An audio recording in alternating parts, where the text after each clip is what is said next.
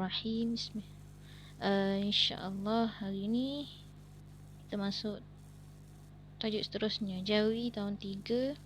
Okey, pelajaran kedua, perkataan yang diakhiri dengan huruf kaf dan huruf ga. Sebelum ni kita belajar huruf kaf dan huruf qaf.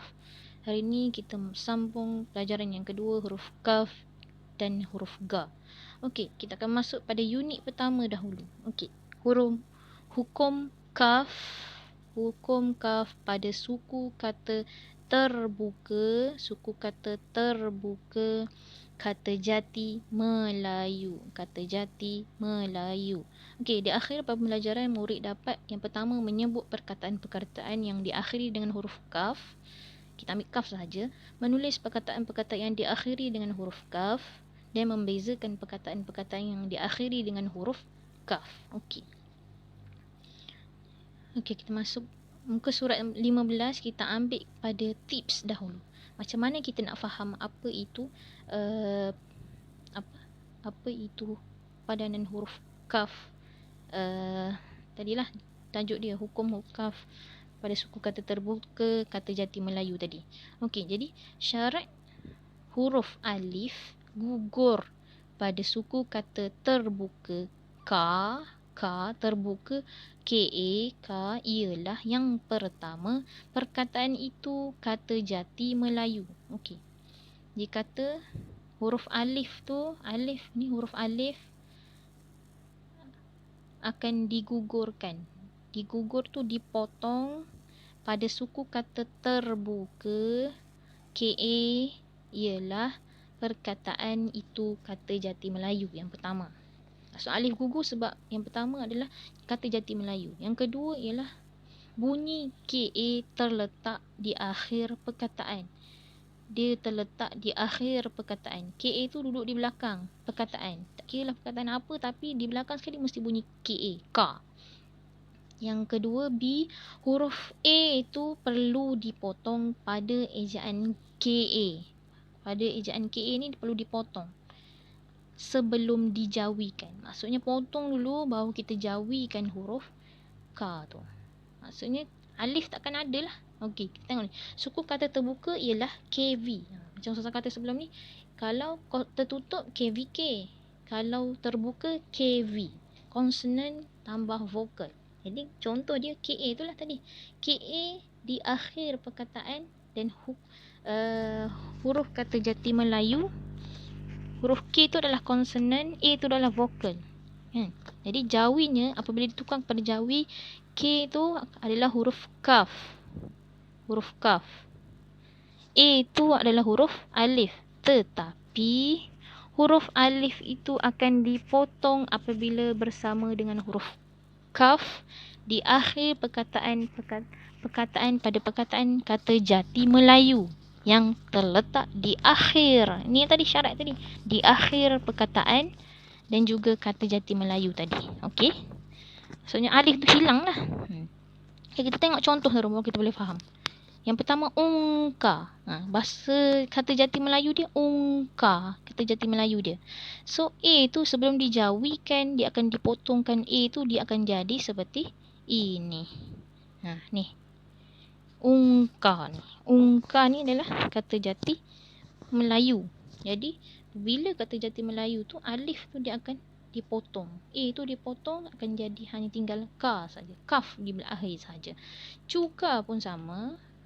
Di akhir tu akan jadi dipotong A tu jadi ka. Ini cuka. Jangka suhu. Bahasa Inggeris lain. Bahasa Melayu kata jati Melayu dia jangka suhu.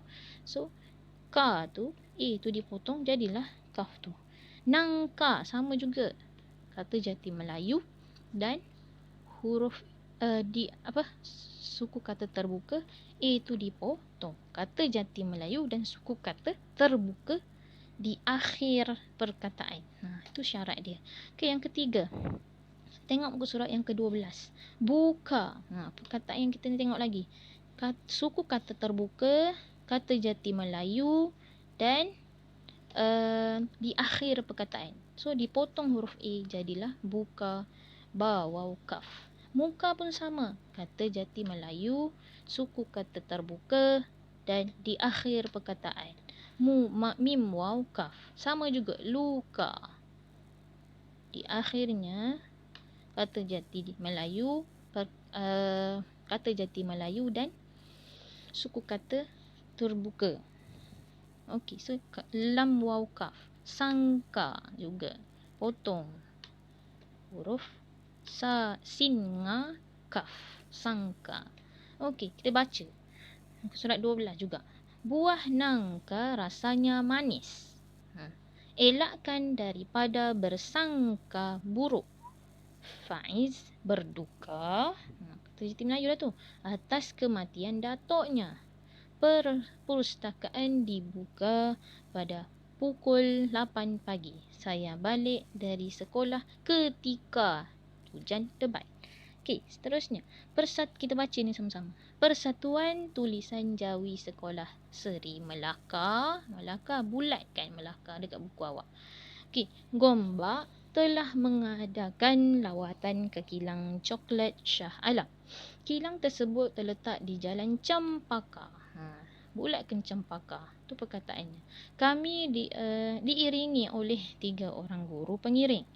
Ketika kami tiba, kami disambut oleh seorang pengurus yang pandai berjenaka. Perkataan suku kata terbuka ka tu di akhirnya huruf ada ka, ka, buang alif tu. Selepas itu mereka menunjukkan kami cara-cara membuat coklat. Kami berasa leka dan suka mendapat pengetahuan baru. Kami dijamu oleh pihak syarikat dengan minuman panas, buah nangka, kuih bingka dan coklat yang pelbagai jenis. Kami pulang ke sekolah dan dijangka sampai pada jam 3 petang. Okey, itu awak baca dan bulatkan perkataan tu. Okey, perkataan ni sesenak awak jawikan dan buang perkataan di belakang. Buang A tu lah. Sebab apa? Sebab dia suku kata terbuka di akhir perkataan. Huruf K, A tu perlu dibuangkan baru jawi dulu. Buangkan dulu baru jawikan. Okey. Buang dulu baru jawikan. Huruf A sahaja ya, buang. Maksudnya alif lah. Potongkan alif tu. Sebab di suku kata terbuka, perkataan di akhir perkataan kata jati Melayu. Okey, contoh yang muka surat yang 15 juga, di bawahnya bina ayat mudah dari perkataan berikut. Emak membuat kuih bingka kesukaan saya. Perkataan bingka ni. Okey, yang kedua, kaki Amir terluka teruk akibat jatuh basikal. Ni. Kaf dia ada dua jenis. Kaf yang macam ni, ada kaf yang macam ni. Boleh belaka macam mana nak buat Okey. Sangka buka murka ungka. Awak cuba buat latihan sendiri, buat ayat sendiri. Buat ayat simple je. Okey. Itu sahaja. Yang ni yang atas tadi lah. Maksudnya tips ni tadi muka surat 15. Okey. Jadi amalkan mencontohi akhlak yang baik supaya kita disukai orang, supaya kita dicintai orang, juga dicintai Allah dan disukai Allah. Jadi amalkan akhlak yang baik, insya-Allah. Itu sahaja. Sekian, terima kasih. Assalamualaikum warahmatullahi wabarakatuh.